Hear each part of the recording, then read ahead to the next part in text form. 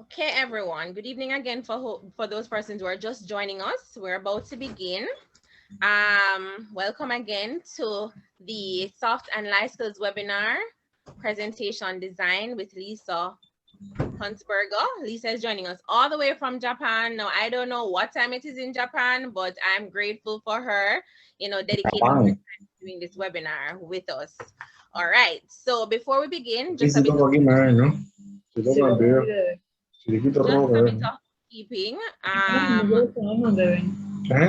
mics should all be muted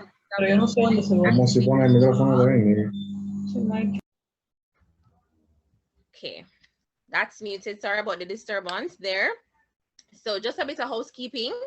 This presentation, we got permission from the presenter to record the meeting or this webinar, which means that the audience might appear in the tape sessions. The tape sessions will be made available on our YouTube channel for promotional purposes or just for any additional sessions that we might want to incorporate this into. Secondly, as a reminder, it's a voice activated call. So what will happen is that if your mic is unmuted, the person speaking, it will switch to that person and probably throw off the presenter. So we're asking you all to keep your mics muted. We've already done the muting for you, and we ask you to keep it muted until the Q&A section.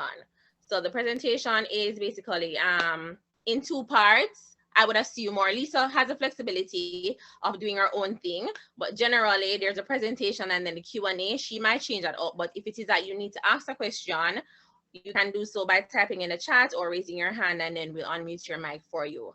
All right, so let's get into it. I want to introduce to you Miss Hunsberger. She is a lecturer, speaker, globetrotter, and a presentation design expert. Everything in one. So it's a little pot that has everything in it together. All right, so Lisa is Jamaican. She's a graduate of the University of the West Indies. She's currently living in Japan, and she lectures full-time at the, Lisa, correct me if I have these Japanese pronunciations off, but I think it's Kushu Sangyo University in Fukuoka Prefecture. I might have it wrong. Kyushu Sangyo University, and it's Fukuoka Prefecture. Very close, not bad at all. All right, so she has a BA in linguistics and a minor in French, but she's in Japan, French, Japanese, and a MA in linguistics, both from the University of the West Indies, Mona campus. Now, Lisa has been teaching in the field of language and linguistics for 15 years this year, and she's also certified in teaching English as a foreign language. Lisa has taught at the University of the West Indies and the University of Technology in Jamaica, at a high school outside of Paris, France, and at every level in Japan, from kindergarten to university. So she's well versed in her areas. All right, she also enjoys public speaking, having started from an early age, and she works avidly to hone her presentation design skills. Since coming to Japan in 2012, she has delivered over 15 presentations, guest presentations, workshops, and guest lectures between Japan, Korea, and Jamaica, the latter two of which was done remotely. She also uses presentation software regularly in the classroom in fun and innovative ways. Because of the varying levels of schools at which she has taught, Lisa is particularly adept at adapting her work to meet her students' ages and varying academic needs. Online, on YouTube and Instagram, Lisa goes by the moniker Yard Picnic. So she is a very proud Jamaican. A homage to her native Jamaican language. She creates edutainment videos on the Jamaican language and uploads pictures and videos about her natural hair care routine. Most recently, Lisa started a presentation design business registered in Japan under the name Yard Picnic. She offers specialized workshops and webinars that are run online, and she also offers design services. In presentations, workshops, webinars like these, Lisa strives to teach and demonstrate precisely how professionals and presenters can, through the use of crisp graphics and simple animation, yield breathtaking results with a touch of creativity. Now that's a lot, Lisa. So over to you to go ahead and do your thing with your webinar. You can share your screen. Thank you so much, Karina, and thank you so much to the UE Alumni Relations for this amazing opportunity. I am so happy to be here. Last year, I attended so many of these webinars, so it's really an honor to be able to be delivering one myself. And I'd also like to wave hello to all the familiar names and faces in the participants list, and especially to my mom, Myrna Lewis, and my aunt, Brenda McLaren, who have joined us tonight. So let me go ahead and share my screen and let's get started.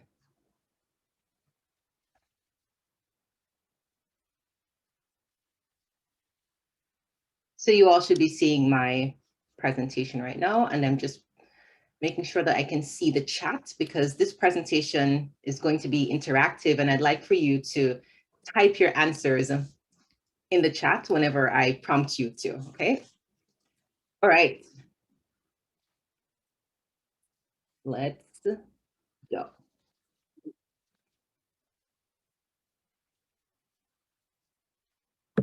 So today we're going to be looking at some of the features found in presentation software and examine how we can use them to make our slides more attractive.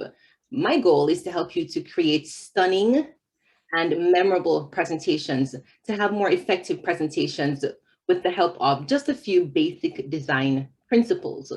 Before I continue, however, I should give a warning for anyone with any kind of photosensitivity issues because I'll be using animations and transitions, and I'm not sure if there'll be any issues with like flashing or anything like that. So please, use your discretion while you watch this or while you attend this webinar. And also this presentation, this webinar has sound in it. So depending on how loudly or how softly you can hear this sound. By the way, are you hearing me? I think I hear one other person's microphone being on, if you can mute. See, the audio is good. I'm glad to hear. Right? I think someone's mic is on, Karina. If you can mute that person for me, please. Okay, so I'm going to play a sound, so please type in the chat whether or not you can hear this sound. What was that? Type it in the chat. What was that sound? All right, I can hear rough dog barking. All right, perfect. Now, this is going to be a feature, a little casual icebreaker for us to kind of have a little bit of fun tonight. Well, it's actually 9 a.m. in Japan on Friday morning. So nighttime for you, morning for me. So we're going to have a little bit of fun, and we'll be playing or doing an icebreaker activity. And I would say that you should probably give a heads up to any family or friends that you have in your immediate vicinity because animals do make very interesting noises. So please bear that in mind. All right, so while much of what I'm about to share is applicable to pretty much any presentation software, this webinar will focus on the desktop presentation software, so Microsoft's PowerPoint and Apple's Keynote. Now, I think most of us, if not all of us, are familiar with PowerPoint. And on the right, we have Keynote, which is also what I'm using and presenting from here today. And Keynote is Apple's presentation software. So my first question to you is, which desktop presentation software are you more familiar with? Do you use PowerPoint or Keynote? And please tell me what level you're at. Are you a beginner, an intermediate, or an advanced user? So when you type in the chat, please type, for example, PPT-A or KN-B for advanced PowerPoint user or beginner Keynote user. So let's see. All right, I see intermediates, a few beginners. Okay, I see an advanced, wonderful, all right. Advanced user of PowerPoint. Okay, yes, lots of PowerPoint users. Okay. Right, another advanced user of PowerPoint. Okay, very good. And I saw someone shared earlier. Okay, so a beginner Keynote user. Okay, and there's my mom, a beginner PowerPoint user. All right. And I think I saw earlier someone shared, let me scroll back up. Was it, yeah, Prezi or Canva? Yes, Canva is actually a very good option for creating presentations online. Yes, very good. Okay, very good. So as expected, there are lots of beginners and intermediates with us today. And I just want to say that what I'm about to say, what I'm about to go through with you today is really a lot of information. And if you don't catch everything all at once, don't worry. As Karina said, that this this webinar is being recorded. And so if there's anything that you missed, you can just watch the recording and go over it again. And if you have any questions for me, I'll share my email address again at the end. And of course, I also will be offering workshops. And if you'd like to join, again, towards the end, I'll give you all of that information. And beginners, as I said, it's going to be, it may be a bit overwhelming if you try to apply everything that I say in this webinar. So if you concentrate instead on just one or two points that you'd like to improve on in your presentation design, then I'd recommend doing that. And then once you've mastered those one or two things, then you build from there. So one of the most common complaints I hear about using presentation software is how long it takes to create a presentation. So to help cut down on the time that it takes and to help you organize your thoughts, I always recommend starting first with an outline. List it by section and subsections and write a heading for each section. You can always do your outline in a notebook or even with your cell phone, and then you just bring it with you wherever you go. So you have your little notebook, a little tiny notebook. It doesn't have to be a big, letter-sized notebook, just something very small. Just write down all your ideas for your outline. And then try to, after you've put all your ideas down, then you try to figure out what sections you have and any subsections within them, and also how you're going to organize it, what's going to come first, second, third. Then you're going to brainstorm. Brainstorm how you'd like to represent each section. And also think about the level of formality required and how you need to adjust what you have to share to match that. Then think about your audience and design your presentation with your audience in mind. So at the start, you heard me give two warnings. One warning was for anyone with any kind of photosensitivity issues, and another was a sound, not really a warning, but kind of just a test then. Those two things were very important for me because I don't know if anyone in the audience may have any issues with hearing my sounds very clearly, or anyone will have any challenges with anything that may be flashing on the screen. So these are things that you should bear in mind. So your aim is to make your presentations audience-centered. As presenters, sometimes we get so caught up with wanting to explain what we have to say that we don't think about how easy it is for the audience to understand what we're saying. So audience-centered presentations should be your aim. Think about how old is your audience? So what's their age, general age? If it's a mix, I'm sure right now there's probably a mix of different ages in the presentation today. Think about how familiar they are with the topic. So for example, I asked which presentation software you're more familiar with, and also how, what level you're at, whether you're a beginner, intermediate, or advanced users. Think about what your audience may be looking for. What are the things that they would like for you to explain a bit more? Just kind of think about that while you're working on your presentation. While you're working on the outline of your presentation. So this is still a part of the outline. We haven't even opened the presentation software yet. So then using all of this information, think about how you can explain all your concepts as simply as possible. You want to go for clear, concise explanations. And then try to anticipate any questions your audience may have and address them ahead of time in your presentations.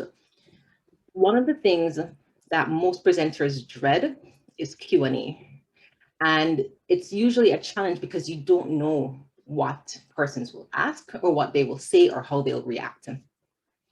When we think about it, sometimes we have an idea as to what parts of our presentations may be challenging for our audience to grasp. And so if you can add that ahead of time, that would be very helpful. For example, if you don't want anybody to ask you about this particular point or this particular part of your presentation, you can just say, I'm continuing research in this area. I've not yet finished, but hopefully by the next presentation or the next conference, I'll be able to present my findings. So if anyone were to ask you about it at the end of the presentation, you can say, I already said, or as I said, rather, I don't yet have all the information. I'm still doing research, or research is ongoing. And hopefully by the next conference, I will have the answers. Okay. Next, you're going to gather your tools. You're going to decide what features of the presentation software you're going to use. And by features, I mean, are you going to use only text? Or will you incorporate charts and images? Will you use videos and sound, like I'm going to be using sound today as well? And also, will you be using shapes? Will you add animations and transitions to your presentations? So by using these features, you can inject a little of yourself into your presentations and just kind of shake things up a little bit. So after you've decided on what features you'll use and you've gathered them together, so you have maybe a folder with all of your charts, with your images, with your videos, then open PowerPoint and Keynote and try out your ideas on your slides. Now, these are things that you would be doing if you're presenting with someone, if you have a co-presenter. These are steps that you'll be taking together. So you'll be writing an outline, possibly separately, or maybe together in a Google Docs document that you can access online. Brainstorm together, go through all the steps together. So this is where, when you're trying out your ideas, this is where the presentation creation process has begun. And wherever possible, try to give yourself more than a week to work on your presentation, to work on and complete your presentations.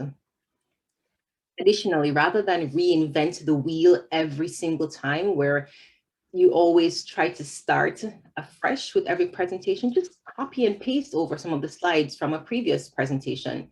For example, right here on this slide, I have a nice list of things.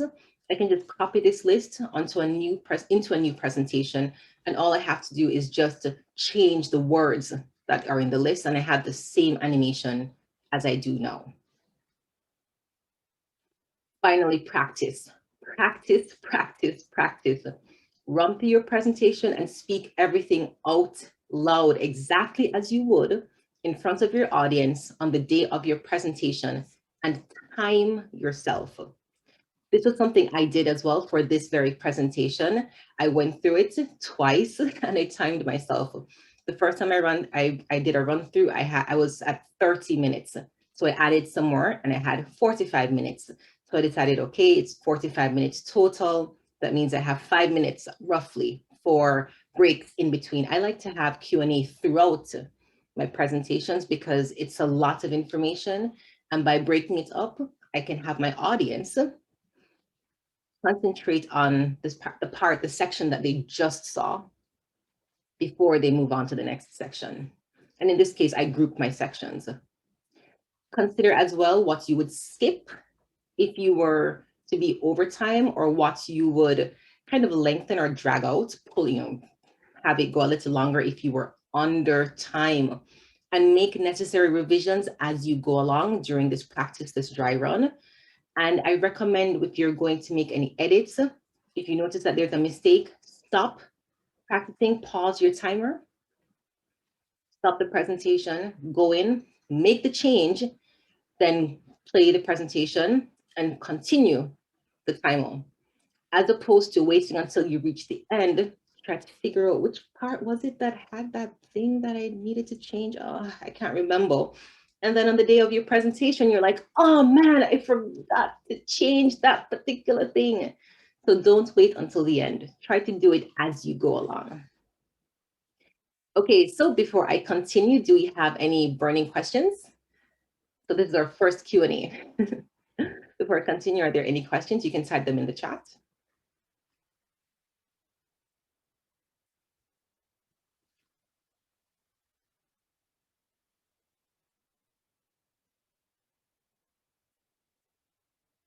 Okay, Corey, you have a quick question. Go ahead.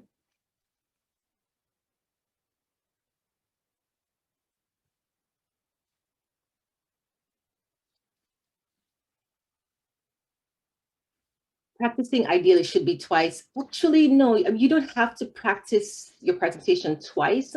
I did it twice because the first time I did it, I was under the time. So I added more information. And because I added more information, I decided to practice again. to see how much time I had. And then I realized I was at 45 minutes, which meant that I had 15 minutes for Q&A. And I decided how I was going to do Q&A. Like right now, I decided to put a Q&A at the end of this. So it depends on you. There's no limit to how many times you can practice your presentation and how formal. I would say go for the formality that you are aiming for with your audience. So like I literally have a video where I use Zoom to record myself practicing exactly what I'm doing right now. And I went for the same way that I would, my mannerisms then were the very same as I have them, right now. So that would be a very good thing for you to do, because by doing it that way, you are going to be practicing the very way that you'll be presenting. So you have a very good idea as to what your time actually is. At the end, is there a minimum or maximum number of slides that is suggested for the average presentation? Kathy Ann, this is a very good question. Now, I think that you're very welcome, Corey. I think that there is a recommendation of, I think it's 1 slide for 2 minutes. I can't remember what the average, the actual recommendation is. And I say this because I am an advanced user of Keynote and PowerPoint. I mainly use Keynote. And because of that, I personally don't follow the guidelines as clearly. I go for time over slides. And I would say if you're a beginner, start with about 1 slide for every 2 minutes of your presentation, and just make sure that you have your information there. When you time yourself, when you're doing your practice, your run through, if you realize that you need more information, then you can add more slides thereafter. You're welcome, Kathy Ann. All right, so okay, I speak with my hands a lot. Is that okay with presentations? I try not to, but then I get thrown off. Maybe you see me, I use my hands too. And I actually, one of the things I always say is that it's good to inject a little of ourselves into our presentations. And I don't think that if your gestures are not like really big, then it's fine. I try my best to keep my arms at my sides so that I'm limited just to using my wrists pretty much, as opposed to having my arms kind of like waving everywhere, because that can be pretty distracting for your audience. So if you speak with your hands like I do, definitely use it. But just bear in mind that anything that's really kind of a very exaggerated movement, where your shoulders are moving up and down, your audience can get a bit distracted by that. You're welcome, Allison. All right, so let's continue. And this is where we're going to do our little icebreaker activity. And I'm going to be using these 5 features, so text, images, video, sounds, animations, on a single slide. And I'm going to show you how you can do something like this without it being too much, because it may sound like, how am I going to have a sound play, a video play, pictures and text and animation happening on a slide, and that's not too much. Stay tuned. This game is called Guess the Animal. And once again, it's just a casual, fun game where I'm going to play an animal cry, and you'll have 10 seconds. So I'll show images, I'll play the cry, you'll see 3 images, and you're going to say, is it A, B, or C? And this icebreaker was actually an activity that I created for my students, my Japanese students who are learning English. And it was also the same idea of them to kind of just feel a little more comfortable as we went into a lesson about animals. This is the part where you'll also want to warn anyone in your immediate vicinity about sounds that are going to be coming from your computer, because once again, animals do make interesting sounds.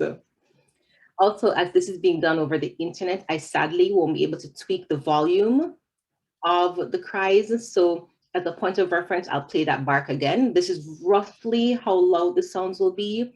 There will also be videos from YouTube.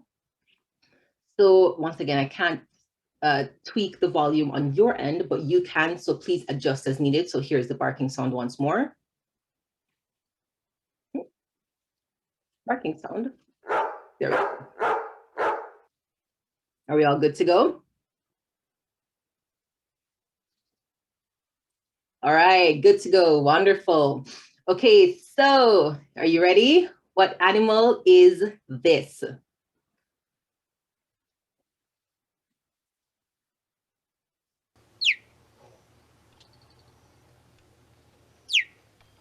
Okay, so wait, don't guess just yet. I'm going to give you 3 animal photos. Here we are. Is it a cheetah, a chick, or a chipmunk? You have 10 seconds, ABC.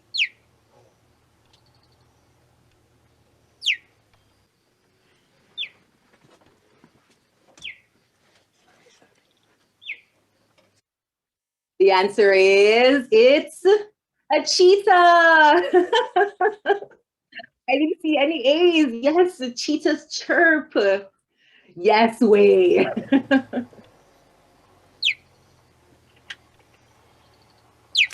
Right.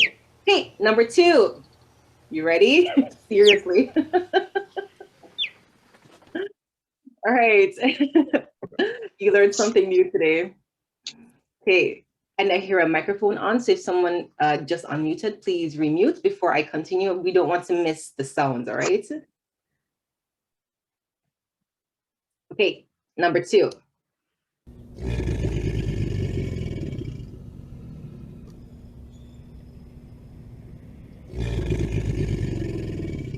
Is it an African buffalo, an American alligator, or an Australian raven? 10 seconds.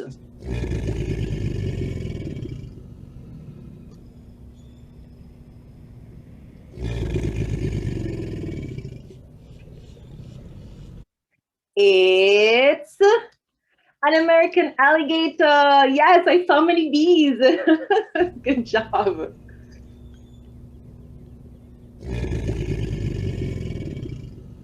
Boom. All right, Corey. Number 3, are we ready?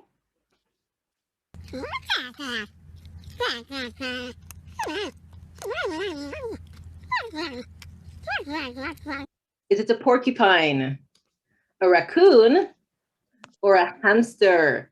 10 seconds.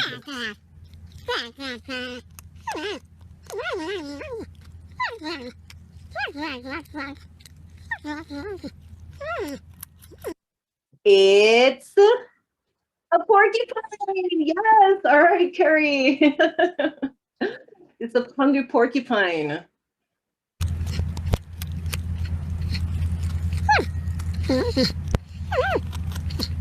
What do you think, Ted? Pretty good?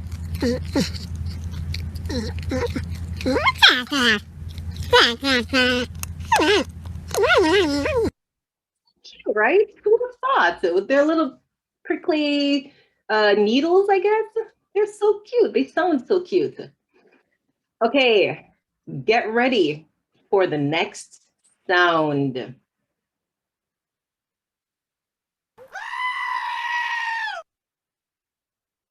Okay, this is a trick question. It's not an animal, it's a human in distress.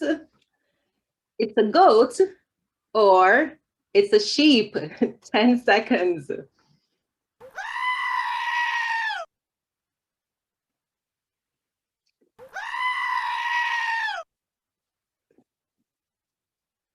All right, I did warn you to warn anyone in your surroundings. I'm not answering. All right, so the answer is, it's a sheep. Yes, Archibald. This is a very popular meme, sorry.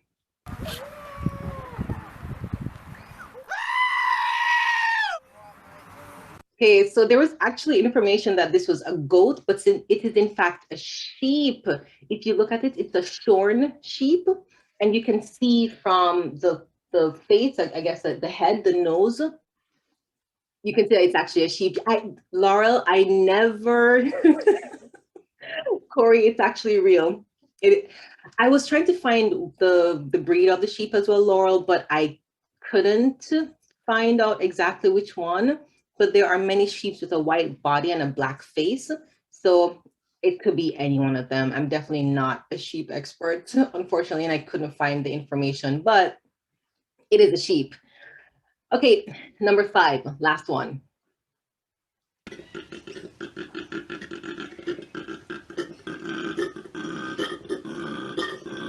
Is it a wild boar, a koala, or a toad? 10 seconds.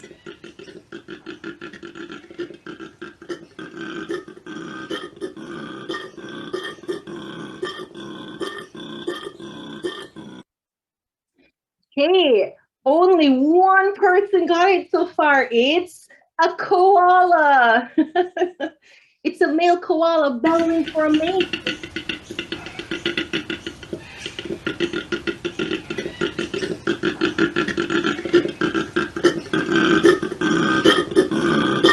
Okay, so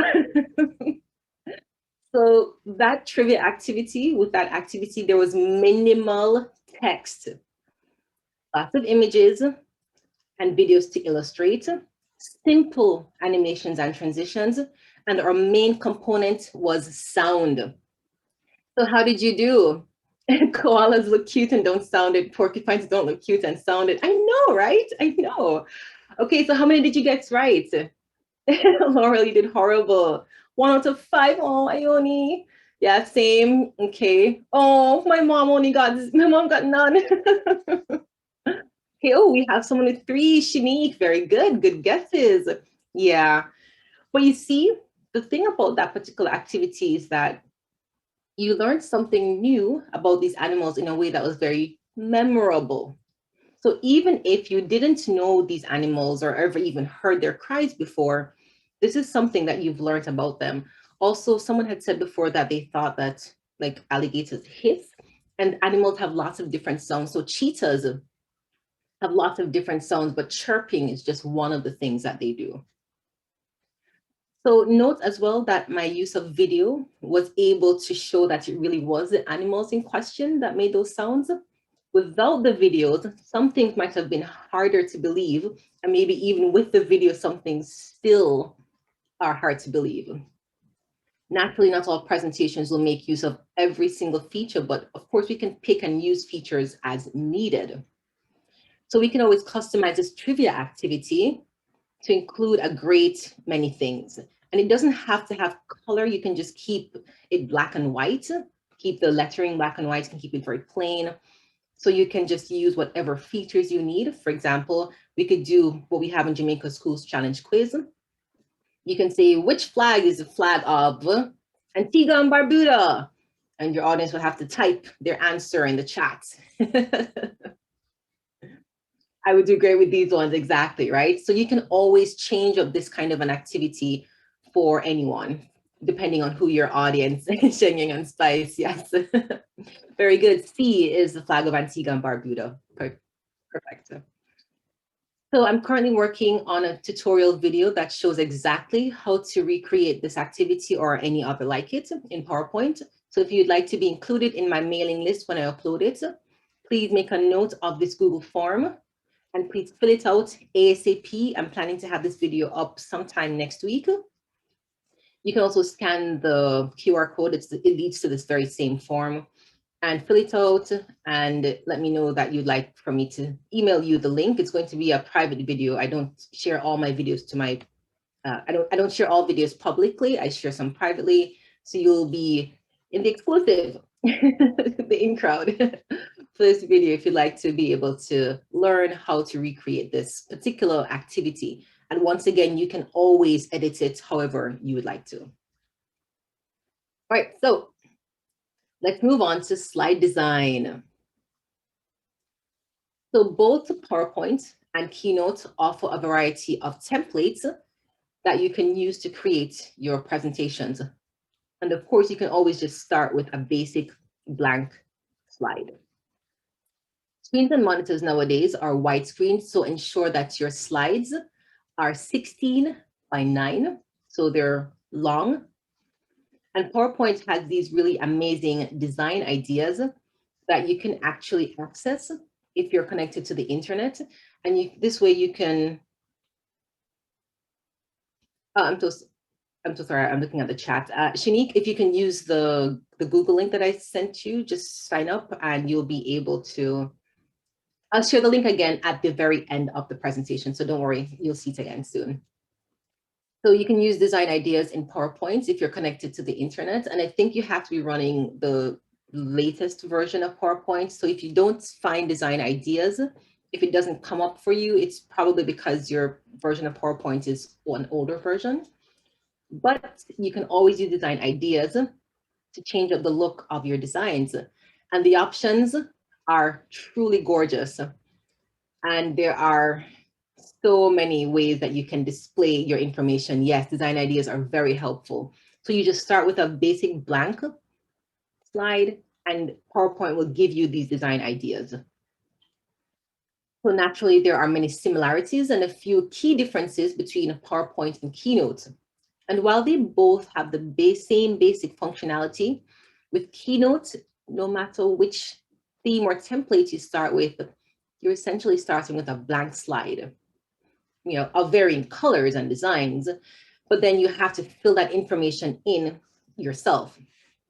As I said before, I'm currently using Keynote, so every single element of every single slide that you'll see today was designed by me. So I chose every single thing to add to my slides. And that's something that I personally like with Keynote because I'm a creative and it means that I can design what I'm using for exactly what I'll be using it for. And that's Keynote. So we're going to look at a few things we should consider when we're playing around with text. So first of all, please avoid those really small or hard to read fonts. Choose fonts that are easy to read, and I'm talking the Times New Roman, the Helvetica, Cambria, Calibri, and so on. And make sure to make use of the space on your slides.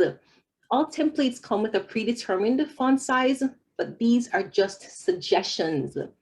You can decrease or increase them and move them around the screen as needed. For in-person presentations, you'll want to ensure that the size of your text is large enough for the persons at the back of the room to be able to see. If you don't already know what room you'll present in, find out from the organizers how large or small the room is, as well as the size and what kind of screen it is. There are other more technical matters you may want to find out about as well. For example, the projector in the room, and more importantly, the connecting cables that they'll provide, or if you'll need to bring your own connecting cables. If you're going to be using internet, for example, I had those YouTube videos. I wouldn't be able to play those YouTube videos if I didn't have connection to the internet, if I were to do this presentation in person. So these are questions you want to ask before you even start working on your presentation outline. Find out what is available to you. Will they have speakers that you can use to play your sounds? Will there be a lectern, or are you going to have to present from a desk at the front of the room, as I've had happen? And will there be a microphone? I mean, there's so many questions that you may want to consider asking depending on what features you'll be using in your presentation. So be sure to ask that. If you're presenting online, the questions are going to be a lot fewer because you're going to be using your screen, as I am doing right now, and your audience will be able to see everything exactly the same as you are seeing it for yourself. I would say, however, that it's important to kind of do these checks before you do your presentation, especially like in my case, I had these sound elements, and before everyone joined the webinar tonight, I actually played the first sound for Karina, and she was able to tell me, yes, she could hear it. I asked her how loud it was, and it was very soft. She told me it was average volume. And those are the kinds of things you want to think about. And especially for your font size, what you see is what your audience will see because they're using their own screens. So it won't be as challenging, but still make use of the space, move things around. Also, Apple users, if you're presenting in person, don't forget your dongles and all these extra things that you may need to bring with you. I've seen it happen where presenters show up and they forgot that they need extra things to connect. So bear that in mind. So going back to fonts, for the typeface or the font that you choose, again, restrict the fancy ones to select slides with few words, stick to the simple ones, right? Using these fancy fonts are great for a small amount of information, or is great for a small amount of information, but the second you get into long sentences, it looks pretty, but for your audience, it can be taxing to read slide after slide of all of these very curly fonts. If you're presenting on a different computer from the one that you created your presentation on, just be aware that atypical fonts may not translate. Stick to the universal ones. And if you decide to tweak your font color, try to avoid similar shades where your background and your font are so close in color that it's hard to see the font. Instead, pair a dark font with a light background and a light font with a dark background. The basic idea is that your audience should be able to clearly read what your slide says. You can also use varying colors to highlight keywords in sentences. The color wheel is actually a great reference for playing with colors.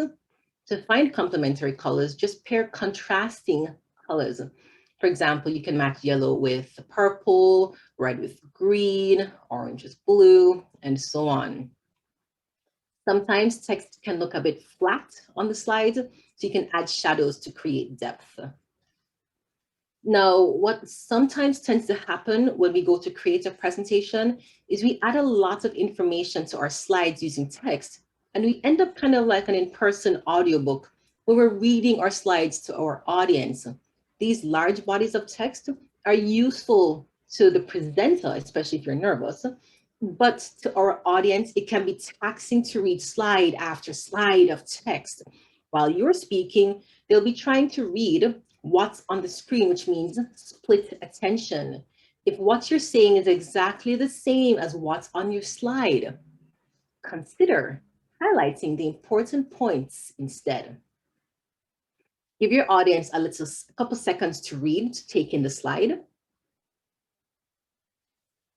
and avoid adding superfluous or unrelated information. Sometimes we'll add information just so we can have something on the screen. And in those cases, just consider not adding it at all and say it instead. Your presentation is an aid. It's the backdrop. You are the main theme. You're the main ingredients. You're the star of the show. So use your slides as a presentation aid. Don't fall into the trap of having everything on your slides. Use your notes to help you remember what you want to say. So are there any burning questions about slide design and use of text? You're welcome, Celia.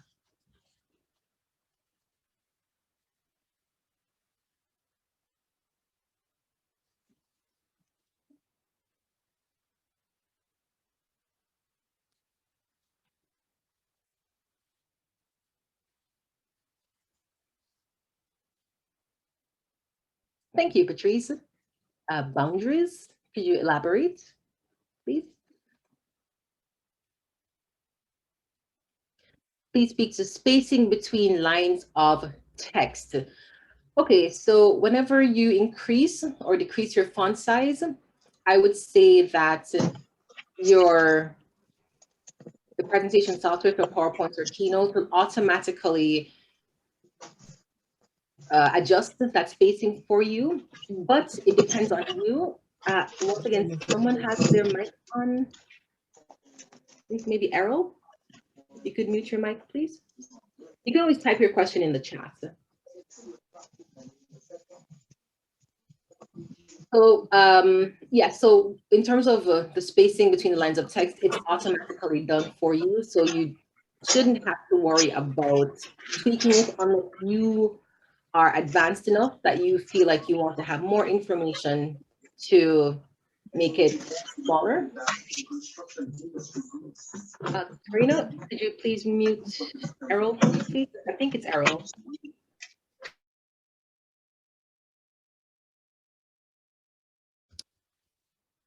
Thank you. Okay, wonderful. All right. So yes, if you only have a little bit of information on your slide, then of course it would be nice to kind of space it out a bit. If you remember my slide where I had the outline and brainstorm and all these different things, you saw that there was a lot of space because I only had a handful of words. I had maybe 6 words on that slide. And so you can always stretch it out a bit. Space from edges. Okay, so this is symmetry, and this is something that I personally love so much. And it's one of those little nerdy things that give me joy that most persons are just like, okay, yeah, whatever. But essentially, if you can center the information on your slides wherever possible, that would be very good so that you can have equal distance from left to right and top to bottom. But look at this slide right here. I didn't want to have equal distance and have the words, slides, and text in the center because the image that I chose for this particular slide has those pencils and paper clips on the left-hand side. And so instead I put slides and text more to the right side where there was less stuff or more space, basically. Should you maintain one font size throughout or uniformity, or should you make font bigger on slides where there's less to be said and more space, for example? That is also a very good question. And I would say that it would be good to keep it as uniform as possible throughout the presentation. And one of the ways that you can do this is after you've created the presentation, go back through it and find the slide that has the least amount of information. And if you can add either an image to kind of make up for all the excess space there, add an image. And if not, then I would say use that as your guide, increase the font size for that particular slide, then go back and increase the font size of the other slides that you have in the presentation and see how well that works for you. Hey, Natalie, you're welcome. Natalie, sometimes converting to PDF is recommended. Do you agree with this not limit the ability to use animations? Yes, if you convert to PDF, then you no longer have a presentation at all. You just have basically something that you can print out for your audience to look at. So if that's the case, Natalie, then you wouldn't use animations at all. Just keep your slides with all the information there. Just make sure that it's something, treat the presentation like a handout and order the information like you would a handout. And that would be the best way to go about a presentation like that. I am someone who presents financial information like financial statements. When I copy and paste, the fonts are very small. How do you get around this, especially if you copy it as a graphic? You're welcome, Natalie. So if you copy it as a graphic, okay, so Owen, this was one of the things I anticipated. What you're talking about is, with the graphic part of it, is you have something on screen and the information is very small. It's hard for your audience to see it. In that case, you're going to want to point it out to your audience, and we're going to look at how we can do that when I get into shapes. But otherwise, if the font is very small, I would definitely recommend if you can adjust the font to make it bigger. Otherwise, you'll need to tell your audience what's on the slide. All right, so let's move on to images. So images, you're welcome, Owen. Images are a powerful illustrative tool, and they're also really great for adding a decorative element to our slides. Remember, presentations are visual aids. So when it comes to adding information to your slides, don't just type and say what you mean. Show, demonstrate what you mean. Keep the information on your slides as concise as possible so that you can then use the slides to illustrate to your audience just what you mean. With images, this would mean using photographs, clip art, maps, screenshots, charts, and so on. At our most complex, we can reimagine famous scenes. And at our simplest, we can just use images as is.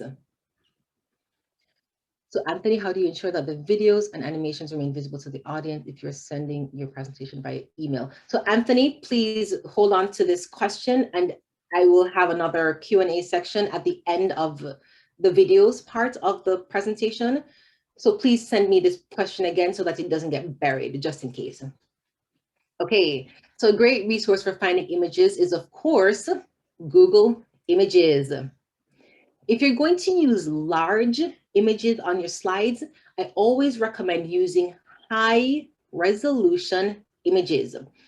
Images are made up of tiny dots called pixels, and high resolution means that the images have a lot of pixels. So pixels. So a high resolution image looks very crisp when enlarged on a screen. It's also better to have a high resolution image and shrink it down than it is to have a low resolution image and blow it up.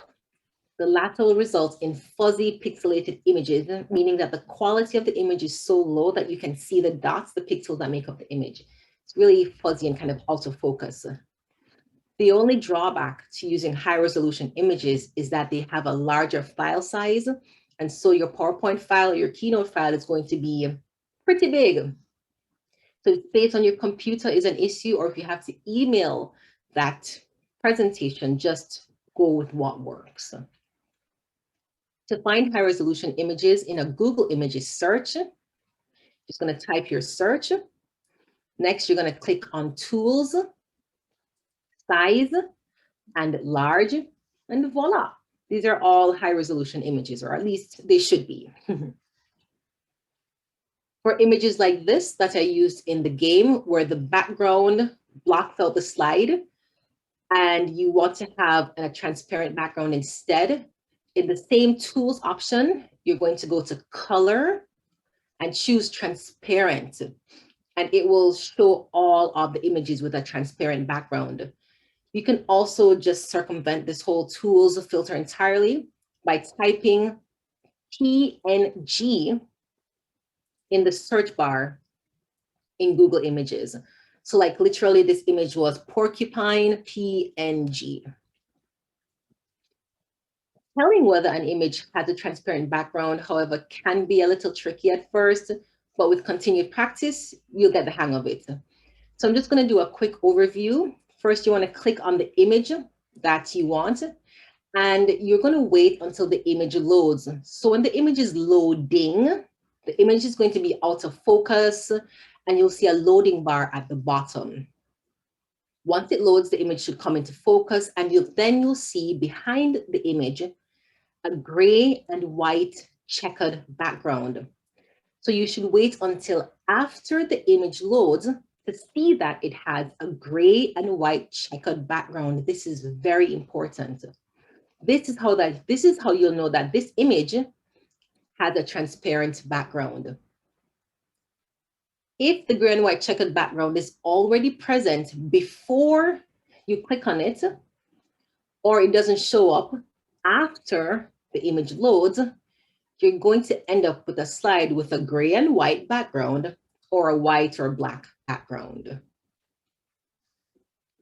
Also, please be mindful of images like this with the watermarks on them, as the lines and the watermarks can really detract from your image. So wherever possible, try to use images that don't have those watermarks. Another great resource for finding images is Pexels with 2es.com. They have a wide array of stock photos and videos that are free for use. And in fact, all of the full screen, high resolution photographs and videos that I've used in this presentation came from this website, pexels.com. GIFs are another great illustrative option, as are animated slide backgrounds, which you can find in PowerPoint's design ideas. GIFs add a nice animated element, but please be careful because eyes gravitate towards movement. And it can be hard for your audience to concentrate on what you're saying if there's a lot of movement on your slides. Because remember, we're trying to avoid that split attention. Videos and sounds are two other excellent illustrative tools. If you have a video that you would like to share with your audience, just add it directly to your presentation. On occasion, I'll see presenters exit the presentation, open a media player or browser, play a video, then return to the presentation. But that can be done within the presentation itself. PowerPoint users, just make sure that you have a copy of the video on your computer if you're using it on your computer. And Keynote users, you won't have to worry about having a copy of the video on your computer because Keynote embeds the videos. But Keynote users, this means that your Keynote file is going to be very big. Also, I'm not sure if you could see all 3 videos, but all 3 came from pexels.com. I love this one of the Earth with the, I think that's the sun off in the distance. It's just so gorgeous. Pexels.com, people, pexels.com. Another option, of course, is playing your videos directly from YouTube, but this harkens us back to that warning of making sure that you have access to the internet if you're going to be in person, presenting in person. Also, I'm yet to see an ad appear, a YouTube ad appear during an embedded video, but at the rate that Google is going with all of these ads, you never know, so just bear that in mind. Sounds are one of the features I rarely hear added to presentations, but there's honestly so much potential there because when we think about it, so many things make sounds. We could play songs, background music, audio recordings, sound effects, samples of our work or research, and so on. There's also the option of recording your own sounds, which is what I did for the game at the very beginning, the Icebreaker. So we can record sounds using our computer's built-in mic. So I use my computer's built-in mic to record just a snippet of the sound from the YouTube videos. So the use of sounds really just boils down to what kind we use and how we use them. Okay, so questions, and I see Anthony's question still remains, all right? So Anthony didn't get lost. How do you ensure that the videos and animations remain visible to the audience if you are sending the presentation via email? So if you use videos and animations in your presentations, if you send the presentation via email, your audience members will be able to see them. So I'm not sure if in your case you are emailing it and your audience members will have to access it via, as in play it from their own computers while you're speaking. I'm not quite sure what's there, but so long as you email it, everything should be the same. The only challenges would be whether or not you or your audience is using an older version or a newer version of the software that you're using, because some features may not be available in some versions of the same software. With the current online environment, teachers can use sound when working with children. Yes, Owen, that's right. Exactly right. And this was actually one of the things where whenever because I do these webinars, these kinds of presentations, actually, I didn't do webinars. Since the pandemic, I've been doing more webinars. However, I had lots of persons when the pandemic hit reach out to me via email for ideas because now they saw, oh my goodness, I need to do something interesting with my students. How am I going to do that? How can I do that? All right, I went to Lisa's presentation. She had some ideas. And that was how I ended up starting a business, because I'm like, one person was like, hey, I'll even pay you. And I'm like, okay, well, sure. If you'll pay me, why not? So yes, can you please explain how videos can be added to a PowerPoint presentation? Michelle, I really would love to demonstrate how to do that. Unfortunately, time is a little limited, but I think you can drag it from the folder directly into the presentation. And in the video that I'll be making, I'll also show you exactly how you can add a link to a YouTube video to your presentation.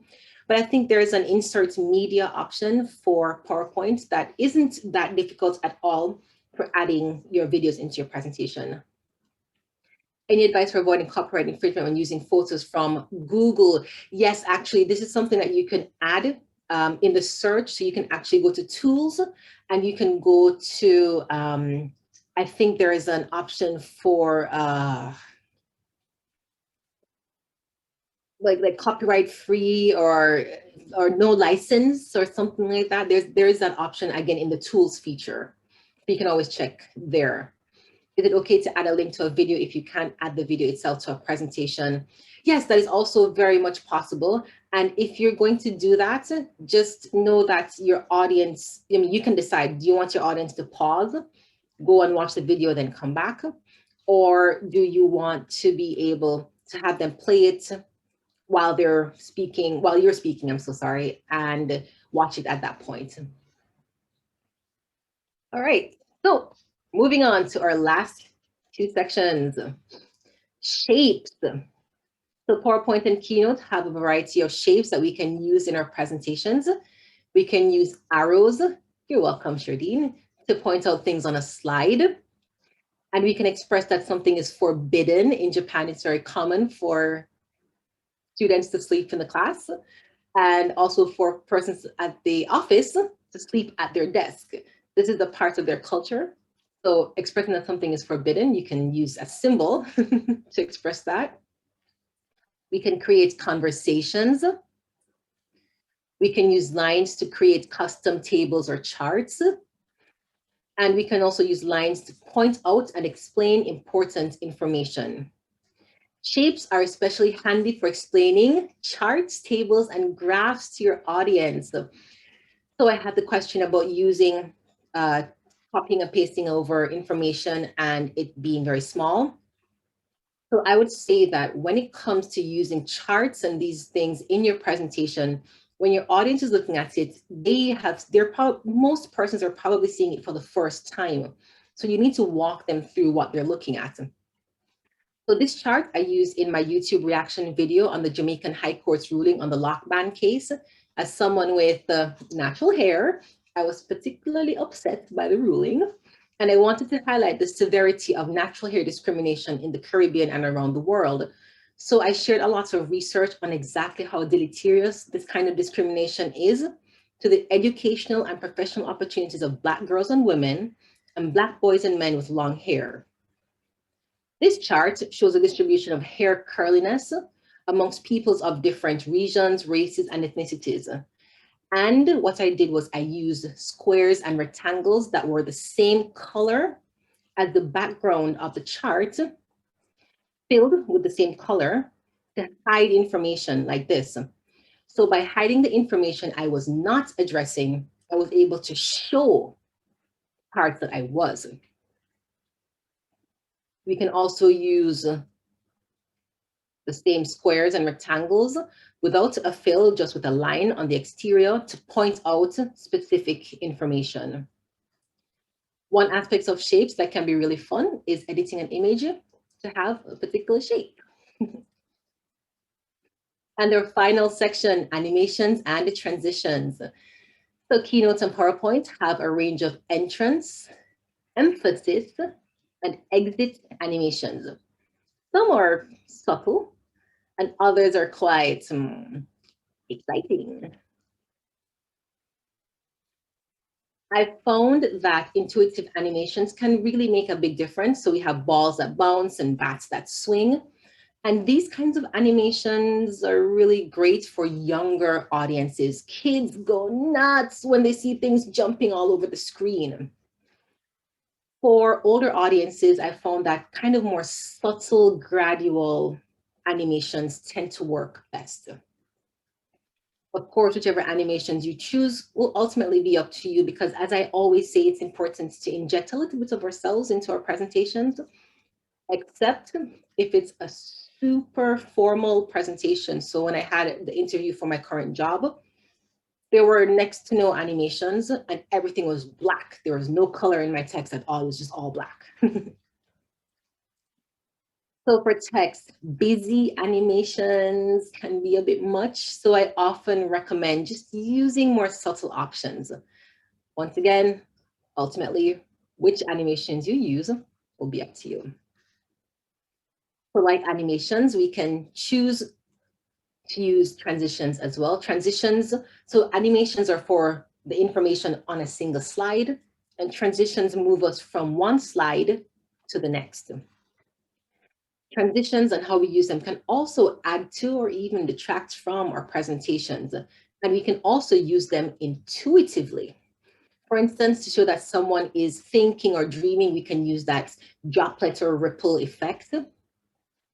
And we can pair our animations with our transitions to show movement that eases gently out of a slide and into the following slide. A transition that I've used numerous times throughout this presentation is magic move or morph for PowerPoint users. I'm not sure how well you could see it because the challenge of presenting online is that what shows up for the audience depends on their personal internet connection. So here in Japan, I have high-speed internet. However, some of the animations and transitions may not have been as seamless for you on your end. Some things may have been a bit jerky, so I'm not sure if you were able to notice some of these movements. But how this particular transition works is you start with the same word or image on one slide. Could be a chart as well, but it has to be the exact same thing that you then have on the following slide. So notice we have the same smiley and the same word. Then we're going to choose morph or magic move, and the software will do the rest. Check this out.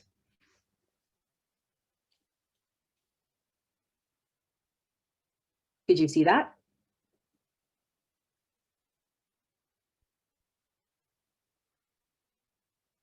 Yes, okay, Danielle. Okay, wonderful. So all of those movements that I didn't do the animation at all. I just had two consecutive slides with the same information and chose magic move. Well, because I'm on Keynote. In your case, if you're using PowerPoint, use morph, and it does the rest for you. You just make sure that you change the position on the second slide. So many amazing options with that, by the way. So to me, animations and transitions will always be a work in progress because there's so many things to choose from, and how we use them is, once again, ultimately up to us. Just remember to try and find a balance between what will captivate your audience and help ease understanding. So like I said, having that kind of ripple effect, that dreamy transition really helps to kind of bring home the idea of your thinking of something. So try to find something that will captivate your audience's attention without overwhelming them. And with continued effort and experimentation, we all get better in time. And this has been Presentation Design Basics with Lisa M. Hunsberger. You can find me on YouTube, Instagram, and Facebook pages at Yad Pikni, and that's Pikni. You can learn more about my skills and services by visiting my website at yadpikni.com. And the way that I've spelled Yad Pikni is actually the Cassidy JLU writing system for the Jamaican language. And I have information about that on my YouTube page, on my YouTube channel, sorry, if you're interested. I'll be offering presentation design workshops sometime soon. So if you'd like to join, please indicate your interest in the Google form that I shared earlier, and you can see the link on the screen currently. And if you have any questions about shapes or about using animations and transitions, you can drop them in the chat. Or if you have any questions, any final questions for me about the presentation webinar today, please let me know. Thank you so much. And thank you again to the UE Alumni Relations. I am so happy that I was able to do this presentation. Thank you. Thank you, Laurel. I'm glad you enjoyed it. Thank you so much, Lisa. Thank you. That was such an informative presentation. I, for one, learned a lot. I can now stop typing in Google cat image with transparent background, just follow the steps that you listed. So I can just go ahead and just find what I need to find so quickly. So it was very informative. Thank you so much. I'm just looking out for questions. If you do have questions, you can type in the chat. You can use the raise on icon and we can unmute you. Persons are asking about the recording will be on our YouTube channel. You can email me for information on that. The recording will be available as early as tomorrow afternoon. But you can definitely email me for the link to YouTube channel for that. I'm not seeing any questions yet, but I'll give it some more time just in case. But I see a lot of thank yous, great presentation. I mean, a lot of persons share the same sentiment as I do because I have learned just so much. You're all very welcome. What is the exact YouTube page, UEAR? Yes, Karina. Yes, it is the UEAR YouTube page. It's the WR, right? Are you seeing that question, Lisa? Yeah, should you try not to be too over-prepared? Over-prepared. I am not quite sure what you mean. Corey, would you like to turn on your mic and elaborate a bit more? Over-rehearsed? Okay, so this is one of those things where I'm assuming you mean like reading or certain sounding very formal and like you're reading something. Is that correct, Corey?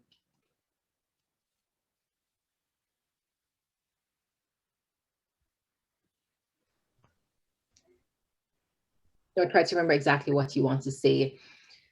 Yes. So I do think that being over rehearsed can be a challenge. I know for me, I do want to remember everything I want to say because sometimes what used to happen to me at the very end of the presentation is like, oh man, I forgot to talk about this particular point. And for me, it was very important to share that point. So I try to have it present in my notes. I have my notes in front of me right now. And definitely, if you're not very good at the teleprompter kind of way of doing a presentation, you can absolutely come across over rehearsed and very stiff while you are trying to read what you have in front of you. So if you can just have basic notes that are an overview of what you want to say, it will make you sound a whole lot more natural. So yes, very good point. And you are all very, very welcome. I'm so happy to be helping. Can you caption the audio or videos in the PowerPoint software? As in, if you can add subtitles, Roberto? I want to just make sure I understand just what you mean.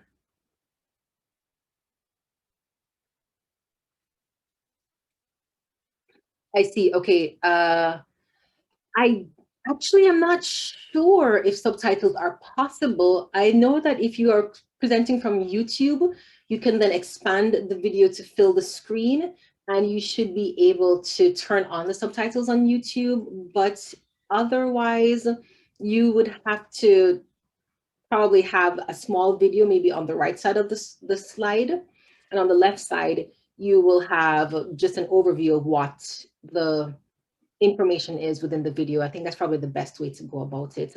But otherwise, having like scrolling subtitles within presentation software, I don't think that that's a feature currently being offered by either software, unless anybody knows of this. I know we have some experts amongst us as well. If anyone has any thoughts or knows of anything, please let me know, but I don't believe so.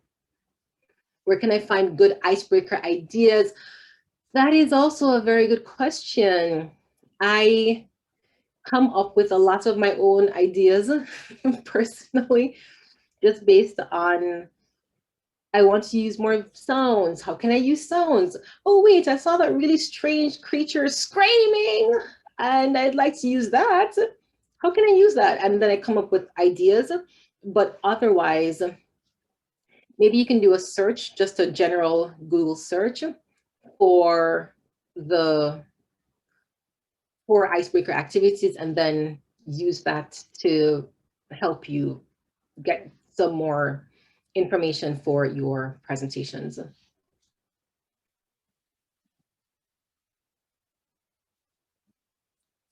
Okay, and good icebreaker activities. Yes, are subtitles possible? Let's tips on the subtitle workaround. Okay.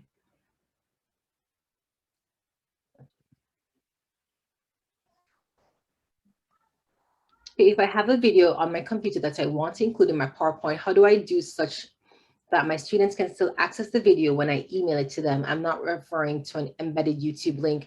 Anthony, you would have to email them the video with the presentation if it's PowerPoint. So just make sure that you send them both the PowerPoint and the video together in the email.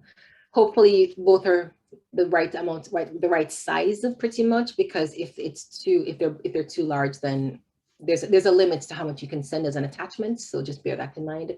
You can also upload to Google Drive if you use Gmail, and you can use Google Drive to save it and then send your students a link to your Google Drive folder. Sherdine, you are welcome. You're welcome, Anthony. All right, so I think that may be it for the questions. Once again, this was a lot of information, so just rewatch rewatch the video, the recording of this presentation, of this webinar, and hopefully you'll be able to see more of what was discussed tonight. So thank you again so much, everyone. Thank you, Karina, for all of your help on the many emails that I sent you about tonight's presentation. Thanks to my family who's here tonight, supporting me as always. Love you guys so much. And thank you for everyone who attended. I'm so happy that you could be a part of the webinar tonight. You're all very welcome. It's been my pleasure.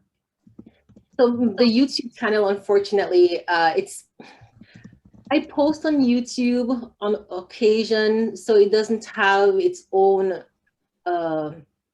URL because I don't have very many followers. But if you search Yaad Pikni, YAADPIKNI, one word, you should hopefully be able to. You found me on YouTube. Okay, perfect. You should be able to find me. If you just search YAADPIKNI, one word, you should be able to find me. All right. Thanks, everyone. Okay, thank you. Thanks, Allison. I don't know if it's morning or it's night, but have a good night or morning. And we'll be in touch. Everybody just look out for the next webinar. We'll be sending you emails so you can stay tuned. All right. Thank you and have a good night, everyone. Bye. Bye. Thank you. Good night. Bye. Bye. Bye. Bye-bye. Bye. Bye, Lisa. Hey, Auntie V.